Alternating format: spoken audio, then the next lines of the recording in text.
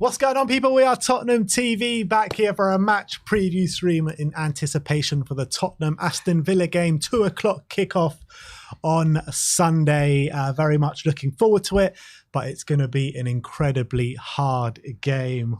What are we laughing at? Sorry, there's a comment here. That just made me laugh. The latest comment.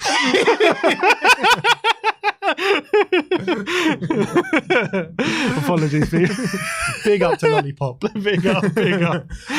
But look, it's an incredibly difficult game this weekend.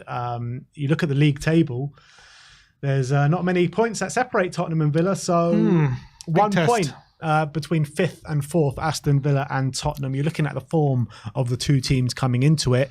They're a bit of up and down away form. Aston Villa, I haven't been that impressed with them away. I'm looking at that game last time out against, who was it, Nottingham Forest, and I thought they were terrible, Aston Villa, to be honest. And you're looking at them at home, they are absolutely smashing everyone that come into their path, scoring loads of goals at home as well. But what do you think it is about their play away from home, why it's not entirely the same? It's hard to put your finger on why, because I think they play a kind of aggressive style of play. Their high line is actually quite an aggressive one. They're not a low block team. They're quite an aggressive mid block team, but maybe away from home, teams are attacking them or find a bit more joy getting in behind them and kind of counter-attacking them, and maybe when they're at home, when they've got the crowd behind them, they gain a bit more momentum and they're able to find a bit easier to play, to be a bit more aggressive, a bit harder in the challenge, and those things can make a bit of a difference. But it's hard to put, in terms of tactically, it's hard to put your finger on why exactly it isn't going too well at home, because away from home, because you would think the way they play, because off the ball, they can definitely retreat into a very organised low block and be quite a good counter-attacking team. So you would think that would suit them away from home as well, but hasn't quite worked out for them. I feel like when they come up against teams who want to frustrate them and kind of hit them where they have space, and kind of counterattack their aggression by sitting a bit deeper and stop them from playing, I feel like they get a bit frustrated and they can be quite easily counterattacked on. I think we've seen that away from home. But you would have thought that tactic would serve club teams better playing away from home against Villa. So it's weird why it's having the adverse effect, but for some reason or another, away from home, they just don't seem to be the same. Maybe they're less aggressive away from home. I can't put my finger on it. But like you would think with the injury problems, and boy, do we have some injury problems coming into this game. You're talking about 9 first-team players out of contention for this weekend. Perisic injured, Solomon injured, Sessegnon injured, Van de Ven injured, Maddison injured, Richarlison injured, Pape Matar a doubt for this weekend as well. They got one more session, so maybe he can come through it and get the nod, but it looks unlikely at this stage. And then Romero and Bissouma out suspended. So with those problems that Spurs are going through, do you think maybe they take a little bit of a different approach and maybe approach it maybe a bit more like they do at home? Who, Villa? Yeah. Because we've got such a depleted backline. Like, they're going to back a Diaby and a Watkins against our backline every single time. Yeah, I don't think their approach will change. I think they're going to play like they have been, and they're going to back themselves to be better than us on the day. And why not? They're in great form. They got a very good 11. They got a good team. And I think some of the games as well, you got to remember they went to Chelsea and won 1-0. The Newcastle game, I remember watching that game. The end result says 5-1, but I don't think that tells the story of the game, in my opinion. It was very close up until maybe the last 10 minutes when they conceded 3 goals. And they were well in that game. So against the better teams, they have definitely had good performances for sure, even away from home. So I don't think they're going to change it too much, which could go twofold in terms of how that affects us. I think that could leave more space for us, because I think they will play a high line and they will try to squeeze us. And that could help, because that could leave space for us. But then again, if we're not playing well, then it could go very wrong. If we're a bit off our game and we're, because we're missing Maddison, we're missing all these players.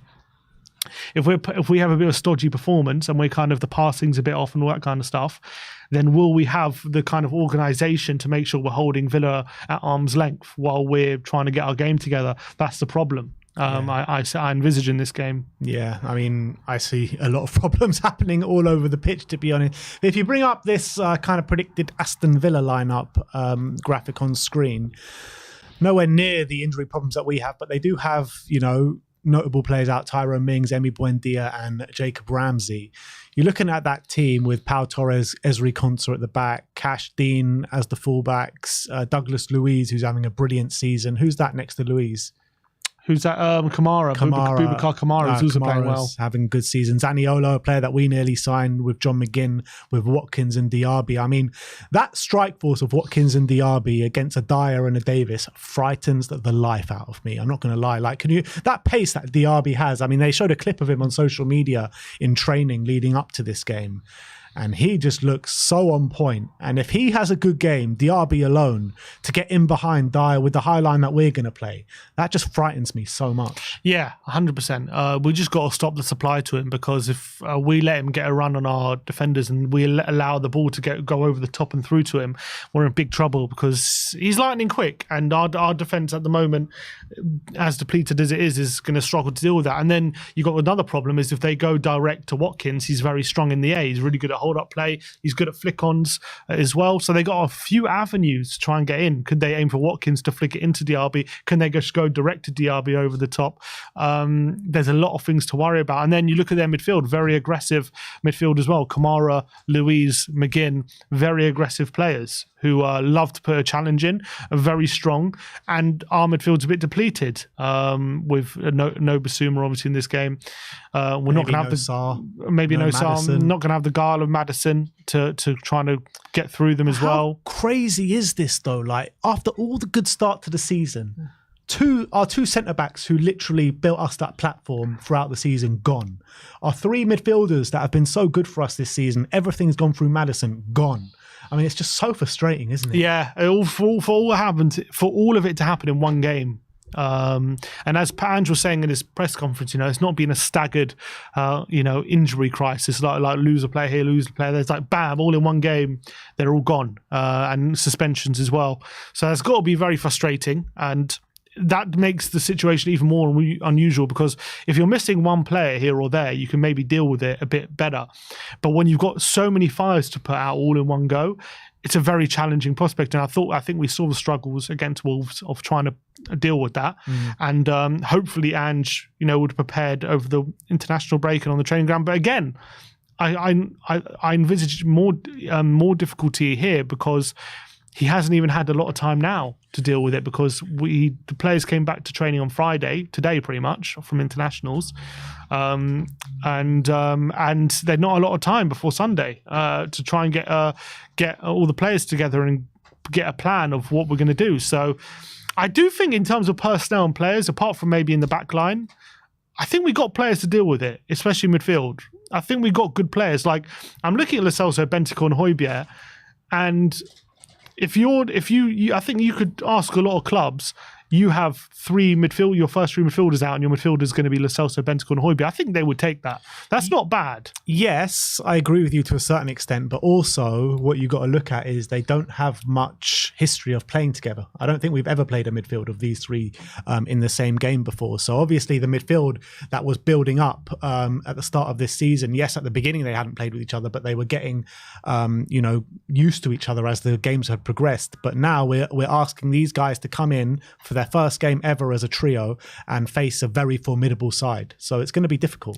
No, I'm not disagreeing with that. I'm just saying, I think personnel-wise, like individually, I don't think we can complain too much about who's playing, who's stepping in. That's our most heavily stocked position in the squad. So, yeah.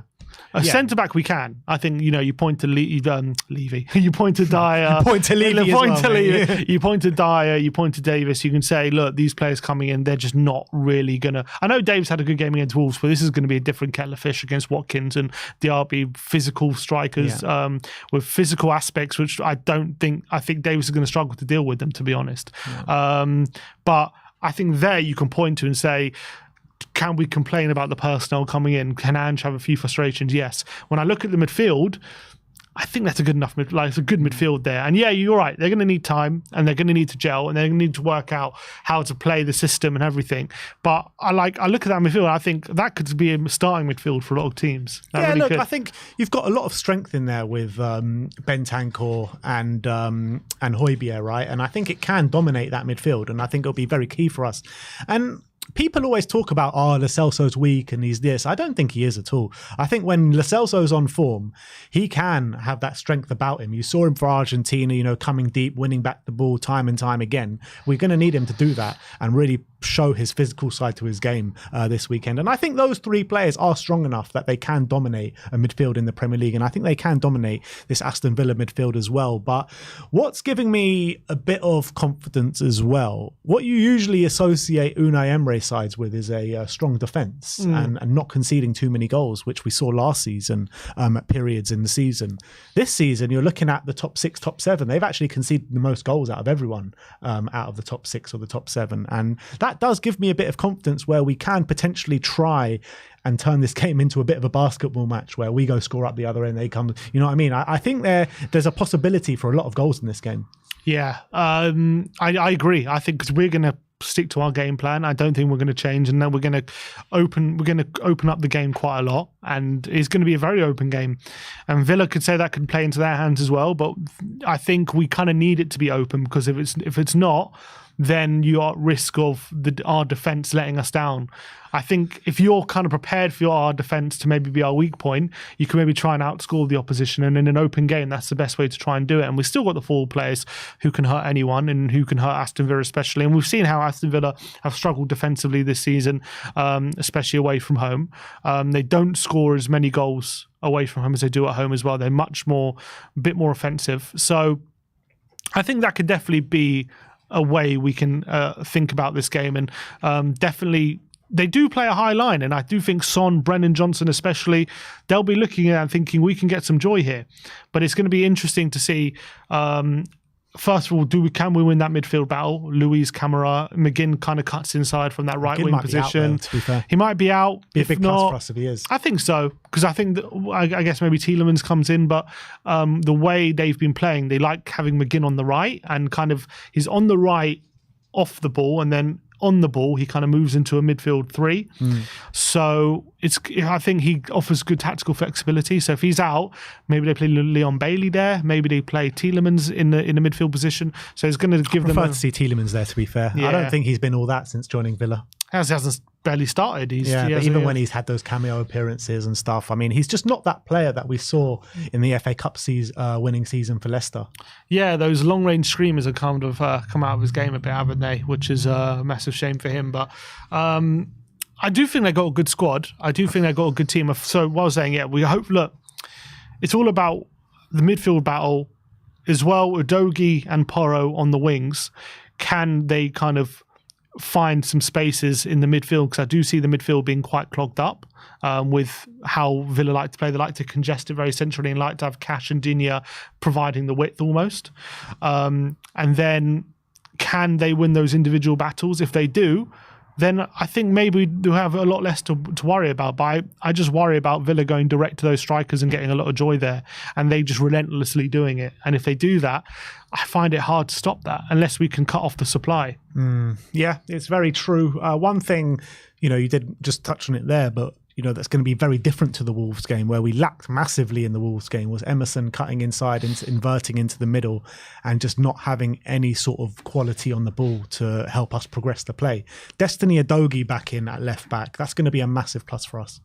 Yeah, massive. Not only can he go on the outside, but obviously he's much better. He's really good at inverting as well, but he gives us different options. He's going to have to deal with Matt Cash, who's having a great season. He's really, adding some goal contributions. He's being a real attacking threat. I saw what was it against Brighton. He was getting in behind, getting assists as well.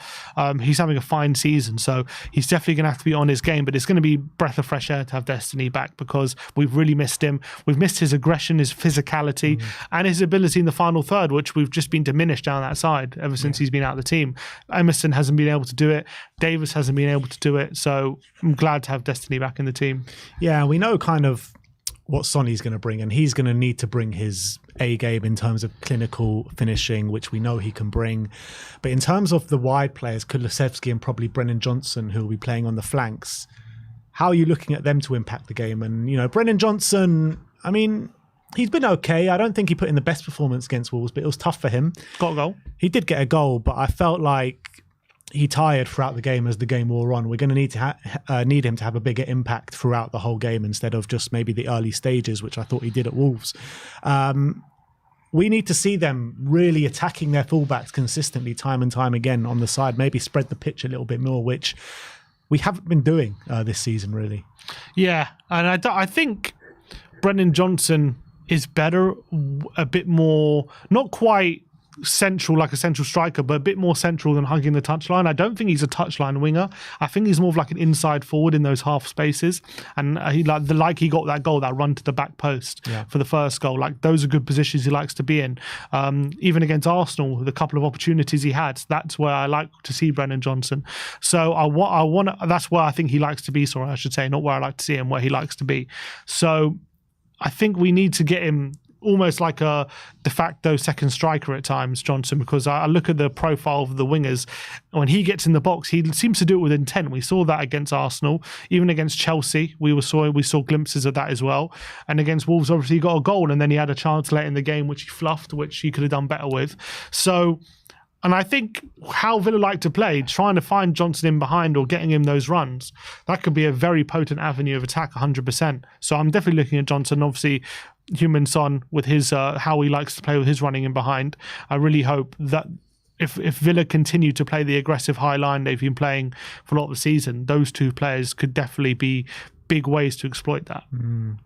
Look, you're looking at when Villa come to Tottenham, hasn't been a happy story for us in recent years. I think we've only beaten them once in the last 3 years of them coming to Tottenham. Last year we lost 2-0. The year before we won 2-1, and the year before that we lost 2-1. You get the head-to-head up. If you bring the head-to-head up, you'll see it. But I think you're looking at the Villa sides that we lost to. This Villa side, I reckon, is better than those sides. But the Tottenham side is also better, albeit we are very depleted coming into this game. So when you're judging that, when you're judging the players we have out and how good Villa have been this season, how do you see the game going, and what's your score prediction? I think it's going to be, what did I say? I think 2-2. I do see it being an open game. I see Villa... I think you said 1-1, no? Did I say 1-1? No, that was the City game. Yeah, I said 2-2. I said 2-2. I think it's going to be a struggle to control this game, to be honest. I think Villa are a very good team, very strong midfield. I think it's going to be a bit of a tussle in that midfield. I don't see them completely dominating, but I don't see us doing it as well, especially a few things we have to come through. Lack of game time for the midfielders. Bentancur's first start in the Premier League. Lo Celso, not seen much game time this season.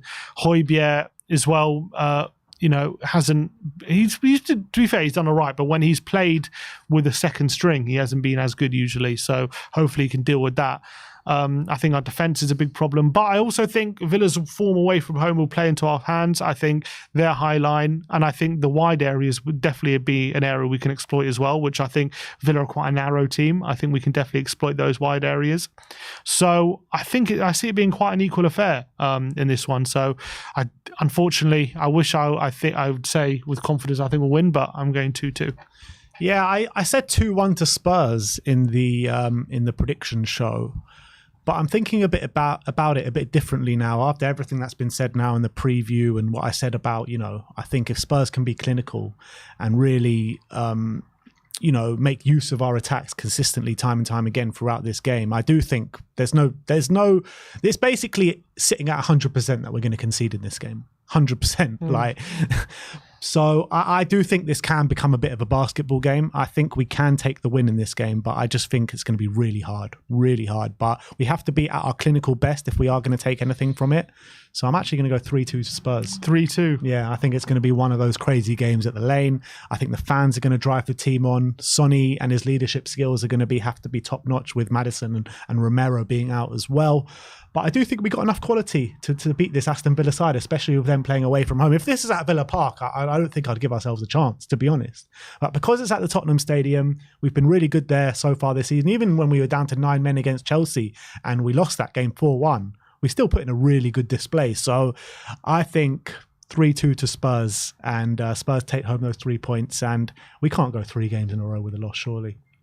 Well, I didn't predict that to lose, but 100%, I agree. 3 games without a win then. Yeah, 3 games without a win. I hope you're right. I just see this being a big struggle. It will be a struggle, but we'll get through it. Hope so. A couple of super chats. One super chat from Christopher B saying, if what happened in the Chelsea game was in FM, I'd reset. Oh, please, do you have an earlier save? Do we have a save a month ago? I'll go back to that right now. But let's get into the predicted lineup. A lot of injuries to get through. Let's have a look at the injury graphic. Do we have it?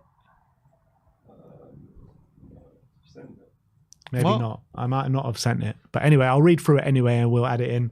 Ivan Perisic is out injured. Manuel Solomon out injured. Ryan Sessegnon out injured. Mickey van der Ven injured. Madison injured. Richarlison going through his surgery injured.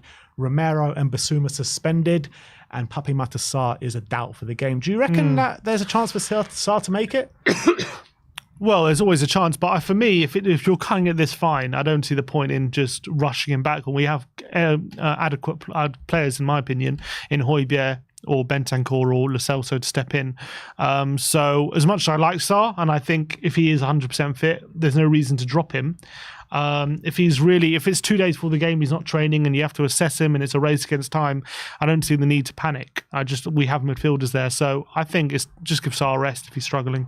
All right, well, let's get into the predicted lineup. 4-3-3 as per usual. In goal, Vicario. And you know what? With that high line Spurs are going to be playing, with Moussa Diaby in their ranks, is he going to have to do one of those sweeping jobs again? Yeah, probably. Like another centre-back like he was, but obviously we'll have more than 9 players this time. But he's definitely going to have an important role to play. If he can make some crucial saves in big moments, maybe that can go a long way to winning us the game, because I think you have to realise, like, those moments make such a difference. You get a big chance and you don't take it. Sometimes that chance doesn't come around again. And so I think Vicario is going to have a big part to play here. Yeah, I kind of feel like against this defence, the chance will present itself again. Probably. But Vicario in goal, right back Pedro Porro, one of the standout players of the season. I've even heard some people calling him our player of the season so far. Well, he has been very consistent ever since he came into the team against United on the second game. I don't think he's really put in a bad game ever since. Yeah, I can't think of one. He hasn't. So I think he's as well going to have a vital game. And if you're thinking about those passes over the top, which if Villa play that aggressive high line, I can't think of too many players in Porro to exploit that. Yeah, very true. Now it gets a bit tricky talking about the centre-backs. We didn't mention as well in the injury graphic, Ashley Phillips is out for this game as well, and apparently he's going to be taking a considerable amount of time on the sidelines as well, which is about a month. Which is not good because, we've got a lot of games this month coming up. But in terms of the right-hand side of the defence, we are going to go for Eric Dyer. Yeah, I don't think Ange will see there being too much of a reason to drop him. I think he put in an okay display against Wolves, albeit still was pretty below par especially compared to what we've seen this season from our centre-backs. He's going to have a real job on dealing with either Watkins or Diaby, whoever really he's up against. But hopefully, if they're going to go direct to Watkins and him trying to win flick-ons, Dyer's going to have to be super aggressive and super strong to deal with that. But look, it's going to be a massive test, and he struggled against Wolves, and this is going to be even harder. Yeah, I'm really not happy with seeing the likes of Eric Dyer in this back line. I mean, I think I might, if it was up to me, I might side with Emerson in that position instead of Dyer, with the physicality and the pace that he does have, which is better to combat the likes of an Ollie Watkins. Because, Emerson, aerial ability as well. So to combat the likes of Watkins and Moussa Diaby, I think Emerson might be better fit for this game. It's a shout. Maybe he feels like Dyer gives him a bit more on the ball, and he's still a natural centre-back as well. Well, we'll see what he actually picks, but... Yeah. We're going for Dyer for argument's sake. On the left-hand side, Ben Davis, who put in a good display at Wolves, but still nowhere near as good the likes of Mickey van der Ven and Kuti. Yeah, I think he did have a really good game against Wolves, but I don't think it's as simple as saying, if he plays like that again, because it was a different kettle of fish. He was up against Hwang Hee-chan, and he was up against Cunha. Two players who even a player like Davis, if he's aggressive against them, he could bully them. And I think he did a bit, and he was very aggressive, and he had a really great game. Watkins and Diaby is just a different kettle of fish, like just physically and how they play. So I think he's really going to have his work cut out for him. But let's hope he can take confidence from that Wolves game and hopefully take it into this Villa game and get through it. But I'm worried about him. Yeah.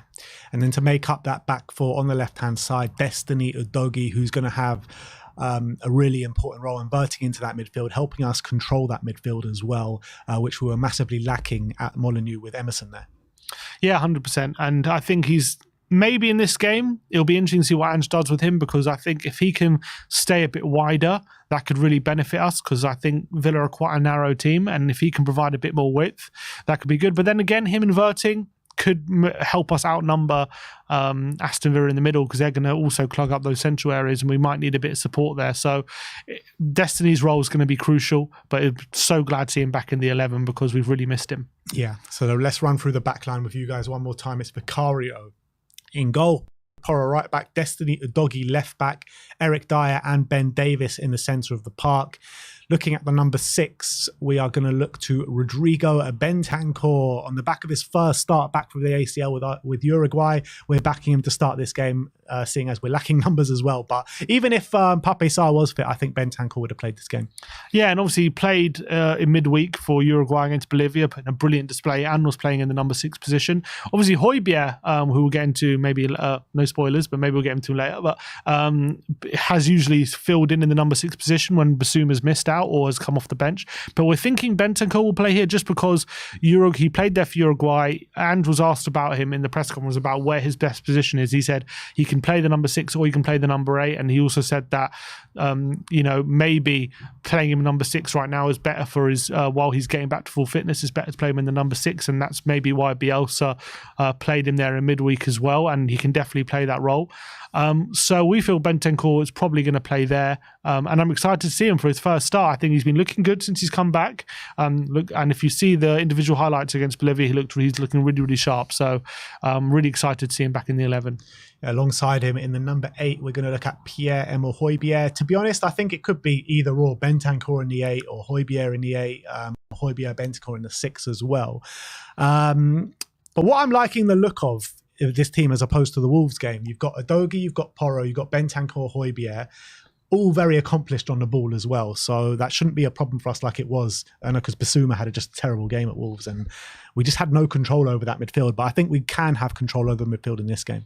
Yeah, it has strength as well. Højbjerg is going to have to be a lot better than he was against Wolves, that's for sure. He was so sloppy, giving the ball away way too much. But we know what Højbjerg can offer.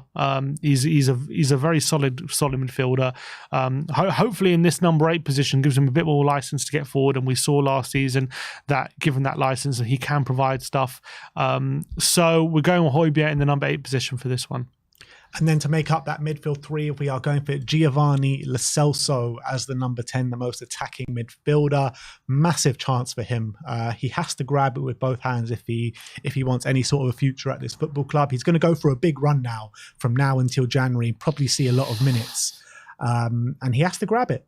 100%. He's been it's been underwhelming how little we've seen of him this season. I think considering on the back of that pre-season. Yeah, as well. That's what I'm saying. Considering that pre-season we saw from him, we're like, okay, we didn't expect him to be starting every week, but we definitely expected him to be a bit more involved. But he started one game in the cup, lasted 45 minutes, had literally a couple of cameos apart from that. So now is a massive opportunity. He's come back from a good display from Argentina, where he started against Brazil and had a really good game and got on and assisted the winner. So let's hope he comes back in full confidence, ready to step in and fill in Manderson's shoes while he's injured, and really be able to grab this chance with both hands, because if he doesn't do that at this stage, I don't know if he ever will. Yeah, I hope it's not that kind of Eric Lamela syndrome. Remember, he used to smash it out every pre-season, then he would come, then we would start the season, we just never would cease to see him literally. Again. And that seems to be happening with Giovanni, but hopefully he'll start in this game and he can make a real impact, because he most definitely did that in a historic win for Argentina out in the Maracanã in Brazil during the week. So that's a midfield 3 of Bentancur, Højbjerg, Lo Celso. The front 3 is a bit more simple to talk about. On the right-hand side, Dejan Kulusevski. Yeah, didn't have the best international break with Sweden, but hopefully Azerbaijan. Yeah, it wasn't great for him, but hopefully back into form against Villa. He's going to have Luca Dean probably to contend with, so hopefully he can get the better of that exchange. But I'm sure he'll back himself, and we need a good game from him.